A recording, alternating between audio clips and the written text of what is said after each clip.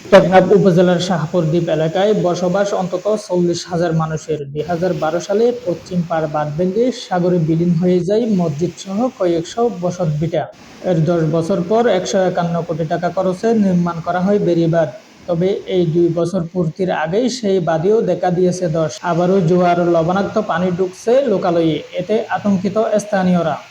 এখানে প্রতি 2 কিলোমিটার নষ্ট হয়ে গেছে। এখন তো এমনি জোয়ারের পানি ভিতরে ঢুকে, বর্ষা হলে কি করিব, ঘূর্ণি বাতাস হলে।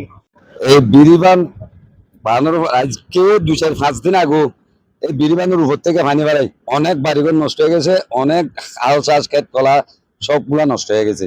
এই যে 2-4 দিন আগে গতকালকেও বিরিবানের উপর থেকে পানি বাড়াই বাড়িঘর নষ্ট হয়ে গেছে গতকালকে। ঘূর্ণিঝড় কিংবা জলোচ্ছ্বাস আঘাত আনলে জানমাল রক্ষা নিয়ে দুশ্চিন্তায় আছেন স্থানীয় বাসিন্দারা। ঘরবাড়ি, দোকানসহ নানা অবকাঠামো নিচ্ছিন্ন হওয়ায় শঙ্কায় দিন কাটছে তাদের। সরকারের কাছে আবেদন জানাই, একটা খরচ বান্ধিয়া বিরিবানটা এই সেনাবাহিনীর দিকে বাজেট করে লোকে একটু দিলে আমার জনগণ সুবিধা হবে। 40,000 মানুষ না হলে খুব কষ্টতে পড়বে। আমরা তো এখন খুব আতঙ্ক, কোন সময় সাগরে দিয়ে আমাদের সাগরের 20-40,000 মানুষের অবস্থা খারাপ হয়ে যায়, বিচ্ছিন্ন হয়ে যায়, এন আল্লাহ জানে, আমরা দুজনও জানি। আমরা খুব আতঙ্ক, আমরা রাত্রে ঘুম নাই। রাত্রে হইলে সাগরে যখন জোয়ার হবে আমরা বাড়িঘর ছাড়িয়ে বাইরে বাইরে থাকি। 40,000 মানুষ এখানে বসতবাড়ি করে। তারপরে এই বিরিবান ভাঙানোর কারণে আগাতে মানি অন্য লোকেরা মানে খাস করে স্টাইল মেম্বার মানে সবসময় মানি খাসের জন্য মানে বিরিবানের জন্য মানে জানে মারে মানে উনি সবসময় প্রস্তুত থাকে। 12 বছর আগে ওখানে আমাদের শাহবতী যুগবন্ধ এলাকা ওখানে ভেঙে গেছিল। বাকির জন্য অনেক বাড়ি ঘর, গরু ছাগল অনেক কষ্ট, আমার চলাফেরা করতে অনেক বাধা হয়ে গেছে। যদি একটু মেরামত করে, তো মেরামত করলে আমাদের 40,000 মানুষ এখানে সুখে থাকতে পারবো।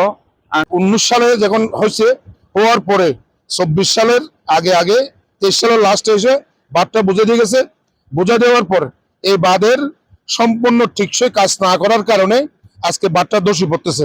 এই যে বর্তমান বাঁধের এই অবস্থা, এখানে নিচে একটা দুনা আছে, এই দুনাটা যদি ব্লক করা না হয়, ক্রস বান বা 5 দিয়ে যদি এটা ব্লক করা না হয়, এই বাঁধটার নিচের মাটিগুলো যখন সরে যায় উপরের অংশটা নিচে চলে আসে।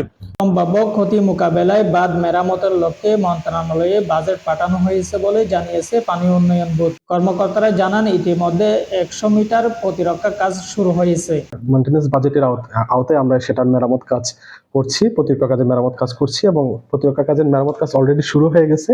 আমাদের 100 মিটার প্রতিরক্ষা কাজ মেরামতের কাজ চলমান আছে এবং আমাদের বাকি অল্প কিছু জায়গা আমাদের ক্ষতিগ্রস্ত হয়েছে, সেটার আমরা বাজেট আমরা বোর্ড এবং মন্ত্রণালয়ে পাঠিয়েছি।